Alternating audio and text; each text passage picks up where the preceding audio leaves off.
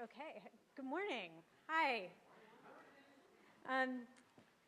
So I'm Jodyn Platt. I'm an assistant professor in the Department of Learning Health Sciences here at the University of Michigan.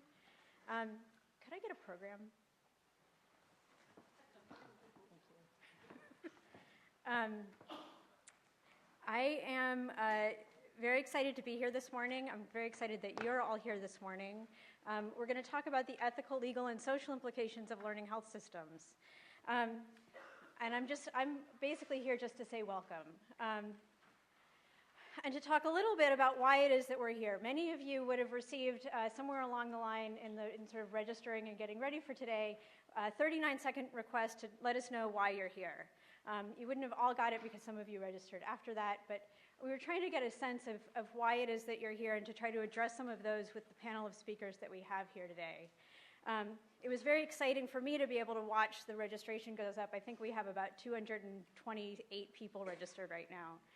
So there's a lot of enthusiasm behind this topic, and I'm hoping that we can sort of take that and begin to harness it into what might be a set of research questions for learning health systems that they can use as we're building a learning health system.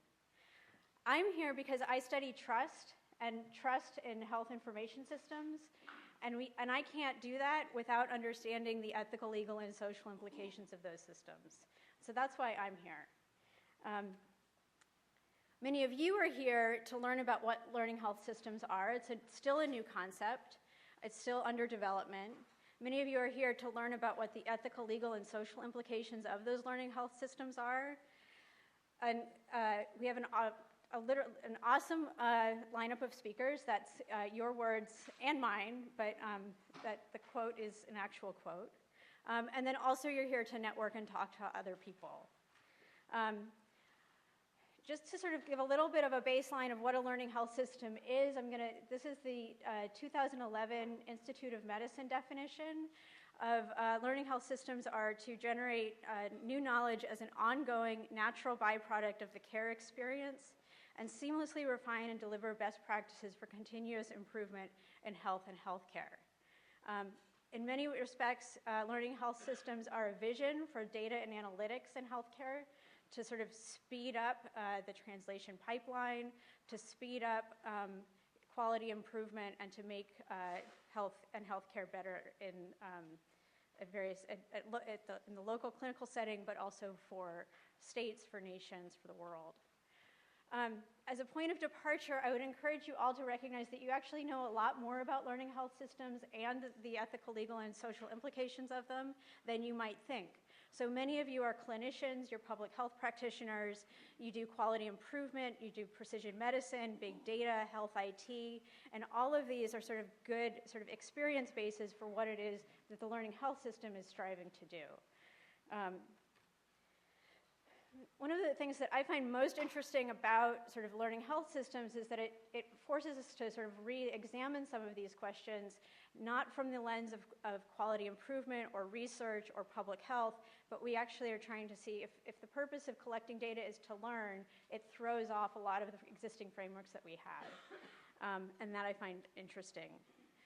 And for the time being, we're sort of punting on many of these questions, which is sort of okay for a little while, but ideally you end up with sort of better field position overall, and so that's my football knowledge.